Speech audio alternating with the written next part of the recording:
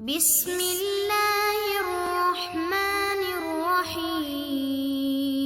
السلام علیکم ورحمۃ اللہ وبرکاتہ۔ معزز طلباء کرام، امید ہے آپ سب بخیر و عافیت ہوں گے۔ آج ہم سیاہ ستہ کی عظیم المرتبت کتاب سنن ابن ماجہ کے سبق نمبر 50 کو پڑھنے جا رہے ہیں، اور ہمارے آج کے سبق کا عنوان ہے کبرنا ونسینا والحدیث علی رسول اللہ صلی اللہ علیہ وآلہ وسلم شدید۔ اور اپنے آج کے سبق میں ہم حدیث نمبر 24 اور 25 کو پڑھیں گے۔ اپنے آج کے سبق کی تفصیل کی جانب بڑھنے سے پہلے ہم اپنے گزشتہ سبق کے خلاصے پر اور اپنے آج کے سبق کے خلاصے پر ایک نظر ڈالتے ہیں۔ اپنے گزشتہ سبق میں ہم نے کتاب کی حدیث نمبر 23 میں ان 6 عنوانات کی تفصیل کو پڑھا تھا، اور اپنے آج کے سبق میں ہم ان 5 عنوانات کی تفصیل کو پڑھیں گے۔ آئیے اب ہم اپنے آج کے سبق کی احادیث، ان کی عبارت کی جانب بڑھتے ہیں۔ بسم اللہ الرحمن الرحیم۔ باب التوقی فی الحدیث عن رسول اللہ صلی اللہ علیہ وآلہ وسلم، وبہ قال حدثنا ابو بکر بن ابی شیبۃ قال حدثنا معاذ بن معاذ عن ابن عون عن محمد بن سیرین قال كان انس بن مالک رضی اللہ تعالی عنہ وعنہم اذا حدث عن رسول اللہ صلی اللہ علیہ وآلہ وسلم حدیثا ففرغ منہ قال او كما قال رسول اللہ صلی اللہ علیہ وآلہ وسلم كثيرا۔ وبه قال حدثنا ابو بکر بن ابی شیبۃ قال حدثنا غندر عن شعبۃ قال وحدثنا محمد بن بشار قال حدثنا عبد الرحمن بن مهدي قال حدثنا شعبة عن عمرو بن مرة عن عبد الرحمن بن أبي ليلى قال قلنا لزيد بن أرقم رضي الله تعالى عنه حدثنا عن رسول الله صلى الله عليه وآله وسلم قال کبرنا ونسینا والحدیث علی رسول اللہ صلی اللہ علیہ وآلہ وسلم شدید۔ آئیے اب ہم ان احادیث پاک کا ترجمہ کرتے ہیں۔ حضرت محمد ابن سیرین فرماتے ہیں کہ سیدنا انس ابن مالک رضی اللہ تعالی عنہ جب رسول اللہ صلی اللہ علیہ وآلہ وسلم کے حوالے سے کوئی حدیث بیان فرماتے تو جب اس حدیث کو بیان کرنے سے فارغ ہو جاتے تو اس کے آخر میں اکثر او کما قال رسول اللہ صلی اللہ علیہ وآلہ وسلم کے الفاظ ارشاد فرماتے۔ اب ہم دوسری حدیث پاک کا ترجمہ کرتے ہیں۔ حضرت عبد الرحمن ابن ابی لیلہ فرماتے ہیں کہ ہم نے سیدنا زید بن ارقم رضی اللہ تعالی عنہ سے عرض کیا کہ آپ ہمیں رسول اللہ صلی اللہ علیہ وآلہ وسلم کی حدیث سنائیے، تو انہوں نے فرمایا ہم بوڑھے ہو گئے اور بھول گئے، اور رسول اللہ صلی اللہ علیہ وآلہ وسلم کی حدیث بیان کرنا بڑا سخت معاملہ ہے۔ آئیے اب ہم ان دونوں احادیث کے روات کے احوال پر ایک نظر ڈالتے ہیں۔ پہلے ہم حدیث نمبر 24 اس کے روات کو دیکھتے ہیں۔ اس حدیث پاک کے پہلے راوی مشہور محدث امام ابو بکر ابن ابی شیبہ ہیں، دوسرے راوی حضرت معاذ ابن معاذ التمیمی ہیں، تیسرے راوی عبداللہ ابن عون ہیں، اور چوتھے راوی امام محمد ابن سیرین جو خوابوں کی تعبیر کے بہت بڑے امام بھی ہیں اور اپنے زمانے کے بڑے محدث ہیں۔ اور اس حدیث پاک کے 5ویں راوی جلیل القدر صحابی رسول سیدنا انس ابن مالک رضی اللہ تعالی عنہ ہیں۔ سیدنا انس ابن مالک رضی اللہ تعالی عنہ ایک طویل عمر پانے والے صحابی ہیں، جنہوں نے اپنی عمر کے 100 سال اس دنیا میں گزارے۔ 90 یا 93 ہجری میں ان کا بصرہ میں انتقال ہوا، اور نبی کریم صلی اللہ علیہ وآلہ وسلم کے خادم خاص تھے۔ آگے شارح فرماتے ہیں کہ یہ سند ہمارے مصنف رحمہ اللہ تعالی کی خماسیات میں سے ہے، اور اس سند کے راویوں میں امام ابو بکر ابن ابی شیبہ کے علاوہ بقیہ روات ان کا تعلق بصرہ کے ساتھ ہے، جبکہ ابن ابی شیبہ ان کا تعلق کوفہ کے ساتھ ہے۔ جبکہ دوسری حدیث پاک جو ہماری کتاب کے نسخہ کے مطابق 25 نمبر پر ہے، اس کی سند کے پہلے راوی بھی امام ابو بکر ابن ابی شیبہ ہیں، اور دوسرے راوی غندر ہیں، تیسرے راوی مشہور محدث امام شعبہ ہیں، یہاں سے سند کے اندر تحویل پائی جا رہی ہے، اور دوسری سند میں محمد ابن بشار روایت کرتے ہیں، اور محمد ابن بشار عبد الرحمن ابن مہدی سے روایت کرتے ہیں، اور وہ امام شعبہ سے روایت کرتے ہیں، جبکہ امام شعبہ یہ عمرو ابن مرہ سے روایت کرتے ہیں، اور عمرو ابن مرہ حضرت عبد الرحمن ابن ابی لیلہ سے روایت کرتے ہیں۔ تو عبد الرحمن ابن ابی لیلہ، ان کے بارے میں شارح نے بتایا کہ ان کا نام یسار ہے، جو کوفہ سے تعلق رکھتے تھے، ثقہ ہیں، تابعی ہیں، اور 8ویں طبقہ کے روات میں سے ہیں۔ یہاں ایک بات شارح نے بتائی کہ یہ جو راوی غندر ہیں یہ امام شعبہ کے ربیب ہیں، یعنی انہوں نے امام شعبہ کے گھر میں پرورش پائی ہے۔ لفظ ربیب کی اصطلاح آپ جانتے ہوں گے کہ ایک خاتون جب دوسرا نکاح کرتی ہیں اور ان کے پہلے نکاح سے جو بچے ہوتے ہیں وہ بچے جب دوسرے شوہر کے گھر میں پرورش پاتے ہیں تو وہ بچے اس شوہر کے لیے ربیب یا ربیبہ کہلاتے ہیں۔ اگر بیٹی ہو تو ربیبہ کہلائیں گی، اور اگر بیٹا ہو تو وہ ربیب کہلائے گا۔ جیسے نبی کریم صلی اللہ علیہ وآلہ وسلم نے جب ام المومنین سیدہ ام سلمہ رضی اللہ تعالی عنہا سے نکاح فرمایا تو اس وقت ان کے ساتھ پچھلے شوہر حضرت ابو سلمہ سے ایک بیٹا اور ایک بیٹی موجود تھے، اور انہی بیٹی سے متعلق کسی نے نبی کریم صلی اللہ علیہ وآلہ وسلم سے سوال کیا تھا کہ آپ حضرت ام سلمہ کی بیٹی سے بھی نکاح کرنا چاہتے ہیں؟ تو آپ صلی اللہ علیہ وآلہ وسلم نے ارشاد فرمایا تھا، نہیں، وہ تو میری ربیبہ ہیں اور ربیبہ سے نکاح جائز نہیں ہے۔ اور قرآن مجید نے اس کی وضاحت فرمائی، وَرَبَائِبُكُمُ اللَّاتِي فِي حُجُورِكُمْ من نسائکم اللاتی دخلتم بہن۔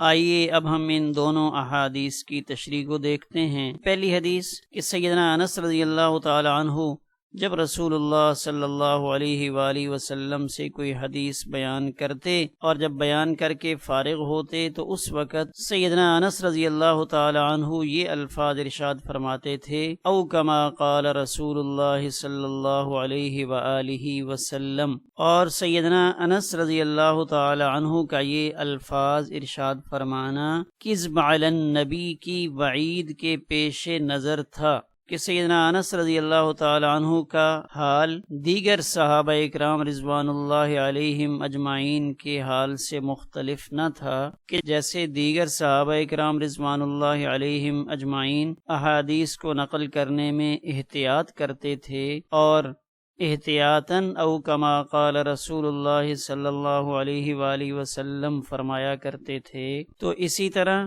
سیدنا انس رضی اللہ تعالی عنہ نبی کریم صلی اللہ علیہ وآلہ وسلم کے خادم خاص ہونے کے باوجود، آپ کی طویل صحبت پانے کے باوجود احتیاط کا پہلو اختیار کرتے تھے، اور آپ بھی یہی الفاظ ارشاد فرماتے، او کما قال رسول اللہ صلی اللہ علیہ وآلہ وسلم۔ علامہ سندھی فرماتے ہیں، تنبیہا علی ان ما ذکرہ نقل بالمعنی، اس بات پر متنبہ کرتے ہوئے کہ یہ الفاظ بعینہ ہی الفاظ نبوت بھی ہو سکتے ہیں اور دوسرے الفاظ بھی ہو سکتے ہیں، یعنی یہ روایت بالمعنی بھی ہو سکتی ہے کہ میں نے جو الفاظ نقل کیے ہیں ان میں یہ احتمال بھی موجود ہے کہ یہ الفاظ وہی ہوں جو نبی کریم صلی اللہ علیہ وآلہ وسلم کی مبارک زبان سے صادر ہوئے، اور اس میں دوسرا احتمال بھی موجود ہے کہ وہ الفاظ رسول اللہ صلی اللہ علیہ وآلہ وسلم کی زبان اقدس سے صادر ہونے والے الفاظ کے علاوہ ہوں لیکن ان کا مفہوم یہی ہو۔ نقل بالمعنی، یہاں محدثین نے روایت بالمعنی پر بحث کی ہے اور یہ بات ارشاد فرمائی ہے کہ روایت بالمعنی بالاتفاق جائز ہے، لیکن کلام اس بات میں ہے کہ یہ شرائط کے ساتھ ہوگی یا بغیر شرطوں کی ہوگی، اس لیے ائمہ اربعہ، جمہور فقہاء و محدثین روایت بالمعنی کو شرائط کے ساتھ جائز قرار دیتے ہیں، بغیر شرائط کے اس کو جائز اور درست نہیں مانتے۔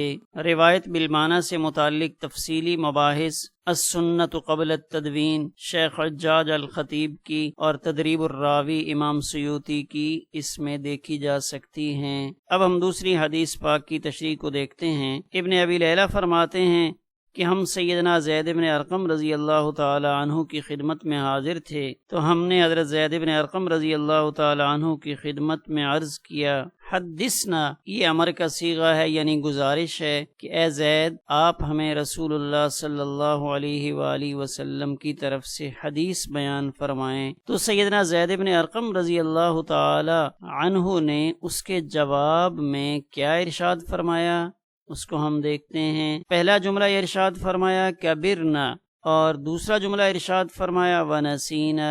کبرنا ای وصلنا سن الکبر، کہ ہم بڑھاپے کے زمانے کو پہنچ گئے ہیں، اور یہ بڑھاپے کا زمانہ ایسا ہوتا ہے جس میں انسان کی یادداشت اور فہم متاثر ہو جاتا ہے۔ اور دوسرا جملہ ارشاد فرمایا ونسینا، اور ہم بھول گئے وہ احادیث جو ہم نے رسول اللہ صلی اللہ علیہ وآلہ وسلم سے یاد کی تھیں۔ حضرت زید بن ارقم رضی اللہ تعالی عنہ کون سے صحابی ہیں؟ چند لمحات میں ہم ان کے احوال دیکھتے ہیں۔ حضرت زید بن ارقم رضی اللہ تعالی عنہ حضرت زید بن قیس انصاری کے بیٹے ہیں، جن کا تعلق قبیلہ بنو خزرج کے ساتھ تھا۔ جلیل القدر صحابہ میں ان کا نام ہے۔ ان کی آنکھوں میں ایک دفعہ کوئی تکلیف پیدا ہوئی تو نبی کریم صلی اللہ علیہ وآلہ وسلم ان کی عیادت کے لیے تشریف لے گئے، اور کاتبین وحی میں سے تھے، اور سیدنا علی رضی اللہ تعالی عنہ کے خاص ساتھیوں میں شامل تھے، اور جنگ صفین میں سیدنا علی رضی اللہ تعالی عنہ کی طرف سے لڑائی میں شریک بھی ہوئے۔ ان سے 90 احادیث منقول ہیں، اور سن 68 ہجری میں انہوں نے وفات پائی۔ اب ہم اس کی تشریح میں یہ دیکھتے ہیں، قلنا لزید، کہ سیدنا زید بن ارقم رضی اللہ تعالیٰ عنہ کی خدمت میں جو سوال کیا گیا تھا وہ حضرت عبد الرحمن ابن ابی لیلہ انہوں نے اپنے چند دوستوں کے ساتھ مل کر کیا تھا، کیونکہ اس زمانہ میں تابعین اور تبع تابعین کا مشغلہ یہی تھا کہ وہ حضرات صحابہ کرام رضوان اللہ علیہم اجمعین کی تلاش میں رہتے، اور ان سے ملاقات پر یہ سوال کیا کرتے تھے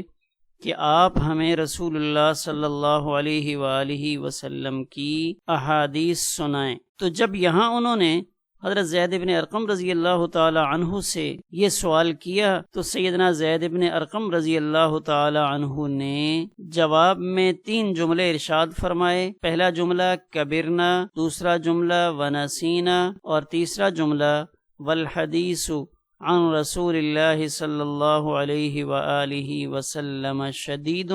علامہ سندھی فرماتے ہیں کہ کبرنا ونسینا، ان دونوں جملوں کا مطلب یہ ہے کہ بلغنا حد الشیخوختی، کہ ہم بڑھاپے کی عمر کو پہنچ گئے ہیں، اور قرآن مجید اس بڑھاپے کو تعبیر کرتا ہے لِكَيْ لَا يَعْلَمَ بَعْدَ عِلْمٍ شَيْئًا، کہ قرآن مجید نے اس بات کی طرف اشارہ کیا ہے کہ اس عمر میں آ کر انسانی علم متاثر ہو جاتا ہے، اور سیدنا زید بن ارقم رضی اللہ تعالی عنہ نے نسیان سے اسی کو مراد لیا ہے۔ اور سیدنا زید بن ارقم رضی اللہ تعالی عنہ کا اپنے متعلق یہ فرمانا ونسینا، یہ نسیان ہمارے نزدیک واقعہ نہیں ہے، بلکہ یہ حضرت کی تواضع اور احتیاط ہے، ورنہ حضرات صحابہ کرام رضوان اللہ علیہم مجمعین سے اچھے حافظہ رکھنے والی قوم دنیا میں کبھی پیدا نہیں ہوئی۔ پھر رسول اللہ صلی اللہ علیہ وآلہ وسلم تو ان کے محبوب تھے، جن کے دین کی اشاعت کے لیے انہوں نے تمام قربانیاں دیں، پھر وہ اسے کیسے بھول سکتے ہیں؟ تو یہ حضرت نے عجز کا اظہار فرمایا کہ ہمیں تو وہ الفاظ شاید اب یاد نہ رہے ہوں۔ اور آخری جملہ والحدیث عن رسول اللہ صلی اللہ علیہ وآلہ وسلم شدید، اس سے احتیاط و خوف کا مضمون مزید واضح ہو جاتا ہے کہ رسول اللہ صلی اللہ علیہ وآلہ وسلم کی احادیث روایت کرنا دنیا کی سب سے بڑی ذمہ داری ہے، جس کی ادائیگی اسی وقت مناسب ہے جب تک انسانی قوا میں اضمحلال نہ آئے۔ کیوں؟ اس لیے کہ اگر کوئی بات نبی کریم صلی اللہ علیہ وآلہ وسلم کی طرف منسوب کر دی تو اللہ کے پیارے پیغمبر کی طرف اگر غلط بات منسوب کی ہے تو یہ کذب ہے، اور اللہ کے پیارے پیغمبر کی طرف کذب کی نسبت ایسے ہے جیسے اللہ جل شانہ کی طرف کذب کی نسبت کی جائے۔ اور دوسری بات یہ ہے کہ نبی کریم صلی اللہ علیہ وآلہ وسلم نے روایت حدیث سے متعلق ہمیں کھلی چھوٹ نہیں دی، بلکہ تنبیہاً ایک جملہ ارشاد فرمایا، اور وہ تنبیہ کیا ہے؟ من کذب علی متعمدا فلیتبوأ مقعدہ من النار، کہ جس نے میری طرف کوئی جھوٹی بات منسوب کی تو وہ یہ نہ سمجھے کہ میں نے بس ایک جملہ ہی تو کہا ہے، تو یہ جملہ نبی کریم صلی اللہ علیہ وآلہ وسلم کی نسبت سے چونکہ کہا گیا